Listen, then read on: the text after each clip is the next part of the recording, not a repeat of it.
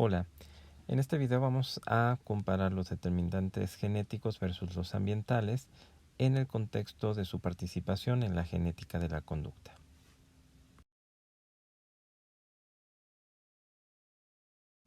Para poner en contexto este tema, lo primero que tenemos que hacer es preguntarnos dos cuestiones que van de la mano. ¿Hasta qué punto está determinada la conducta por la genética, pero al mismo tiempo, hasta qué punto la conducta también está determinada por el ambiente? Y es básicamente el entorno en el que se desarrolla un individuo.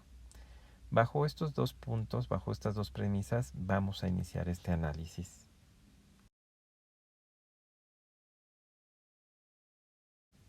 Y en este caso tenemos que entender que genes y ambientes no son elementos excluyentes, sino que es por el contrario.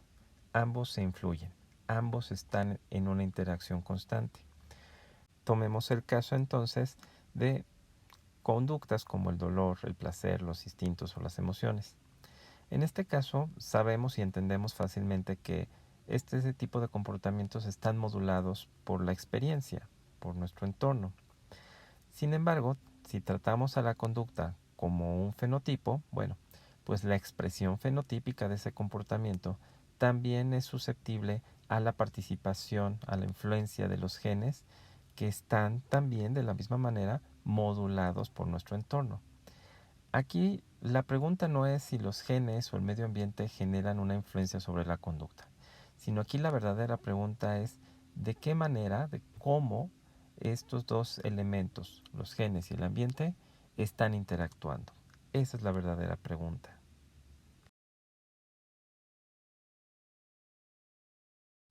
Y para tratar de responderla, lo que debemos de considerar es que este juego, esta interacción entre la herencia y el ambiente, no ha sido un debate absoluto.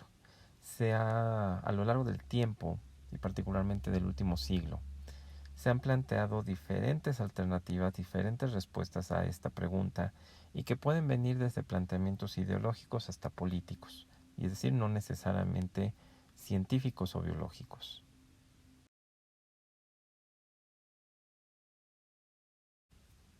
En estas diferentes etapas en que se han planteado, por ejemplo, entre la década de 1920 a 1960, la perspectiva que se ha ocupado es o estuvo centrada en identificar los efectos que tiene el ambiente y la herencia por separado, es decir, el ambiente, los elementos ambientales y su influencia en el comportamiento, y por otro lado, con los pocos o nulos conocimientos que se tenían en esa época de genética, cuál es la influencia que tiene en el comportamiento.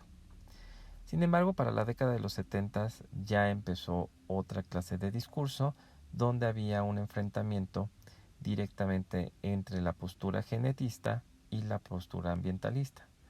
Mucho de esto alimentado por nuevos conocimientos en el área de la genética, así como también recordemos que en esa etapa el campo conductista, es decir, un elemento completamente ambiental, dominaba el entorno psicológico.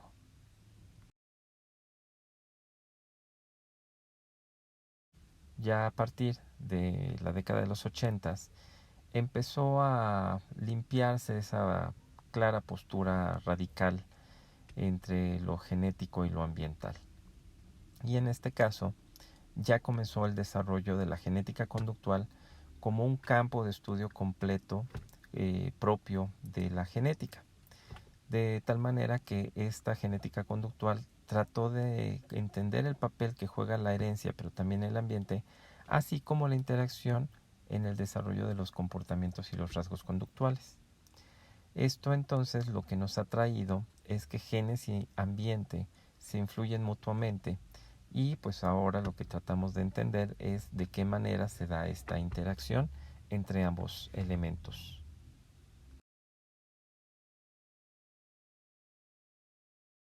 Y prácticamente en los últimos 20 años, y aquí podemos tomar como un punto de referencia ya la publicación de las versiones finales del genoma humano, pues ahora el discurso se fue, digo, dado que los estudios biológicos abundaron, a tratar esta base más genética, más biológica del comportamiento. y en ese estado nos encontramos.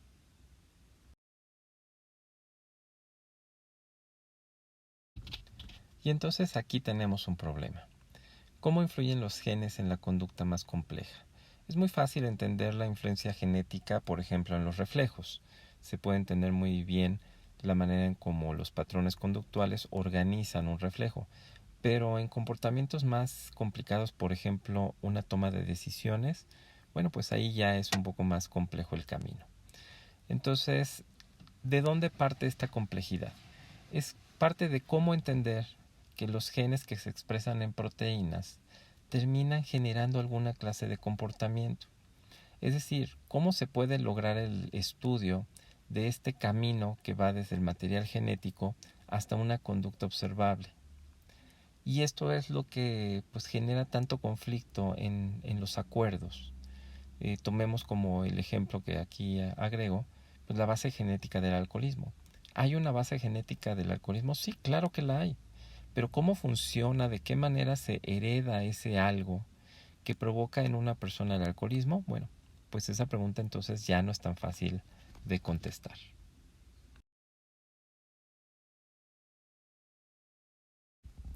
Y entonces para iniciar a hacer este análisis, vamos a, como siempre, considerar la conducta como un fenotipo.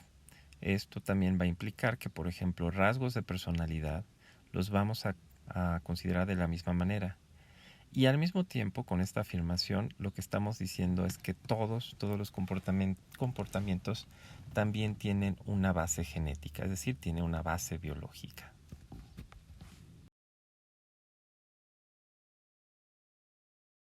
Pues bien, y como en otros casos, la genética conductual se va a centrar en el estudio de cómo esta variabilidad en una población y no así en un individuo, de una característica que consideramos fenotípicamente observable, es decir, un rasgo conductual, está determinada por estos factores genéticos y ambientales, pero al mismo tiempo cómo están interactuando.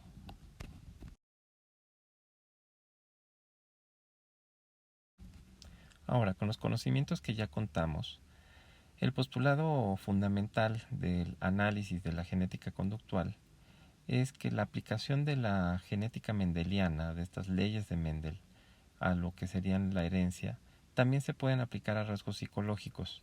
Y estos lo que van a hacer es tener una distribución normal desde esta parte estadística.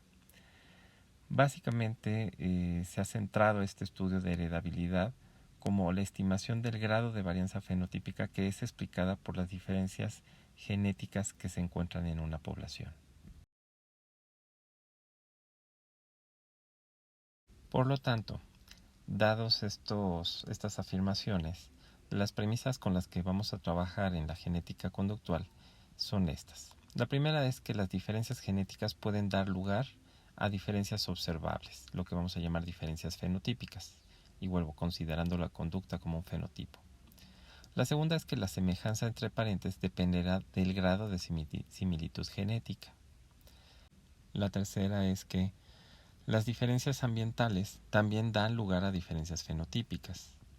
Y en un cuarto elemento, una cuarta premisa, es que la influencia del ambiente puede ser ya sea compartida para los miembros de una familia o no compartida, es decir, específica a cada uno de sus miembros.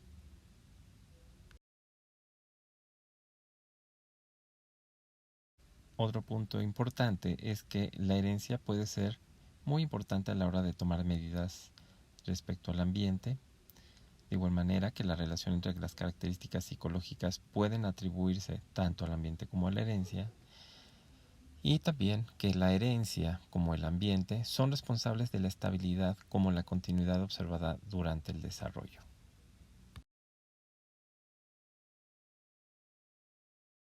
Ahora bien, desde otro campo, que es la genética molecular, también se hace un replanteamiento de algunas de estas cuestiones.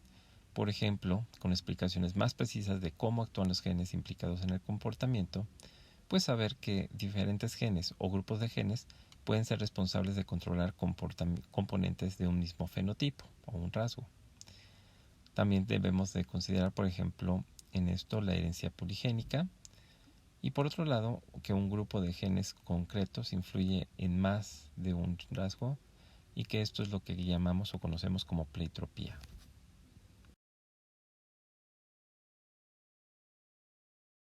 Revisemos entonces ahora algunos conceptos básicos acerca de estas últimas premisas. Lo primero es considerar algunos errores que son frecuentes cuando pensamos en esta relación entre genes y medio ambiente.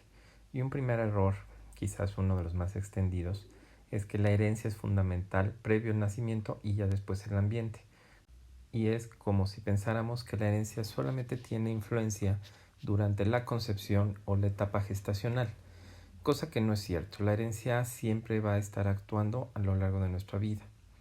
La segunda parte de este error es pensar que el ambiente solamente tiene influencia hasta que nacemos, cuestión que no. Ya hemos hablado del concepto de lo congénito, que es precisamente cómo el ambiente desde la etapa de concepción, la etapa de desarrollo embrionario y fetal, puede tener ya una influencia en el desarrollo y en la manifestación fenotípica de la herencia.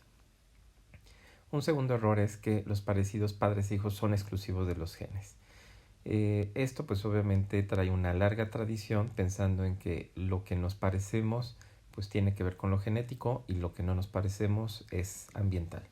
Y pues no, los hábitos, las costumbres también se pueden imitar, es decir, a través de un factor de aprendizaje, de una estereotipación, y eso pues también se puede observar, aunque pensáramos que tiene que ver con una cuestión de genes. No es así, no necesariamente. La otra es que la herencia es sinónimo de inmutable.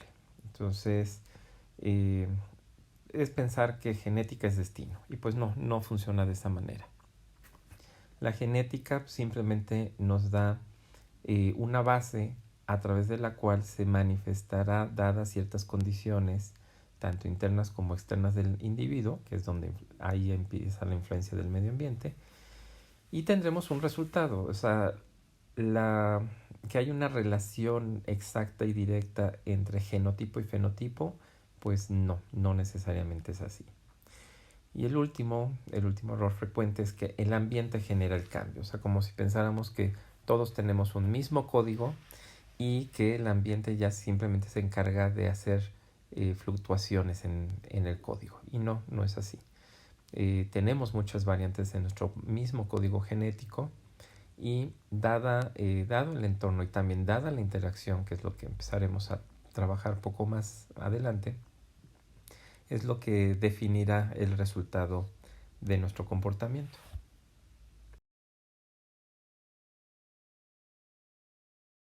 Y considerando lo anterior, entonces hagamos diferencia entre las influencias hereditarias, las innatas y las congénitas. Cuando hablemos de lo hereditario es que básicamente hay una influencia producida por los genes, por el genotipo que pues obviamente procede de los padres. En cambio lo innato son ya cambios, son mutaciones genéticas que se pueden generar de manera espontánea o que también se pueden ver inducidas por el entorno. Y mientras lo congénito son todos aquellos factores externos que pueden interactuar durante el proceso de desarrollo embrionario y gestacional. Es decir, factores intrauterinos que sí actúan y generan alguna clase de resultado en el embrión humano.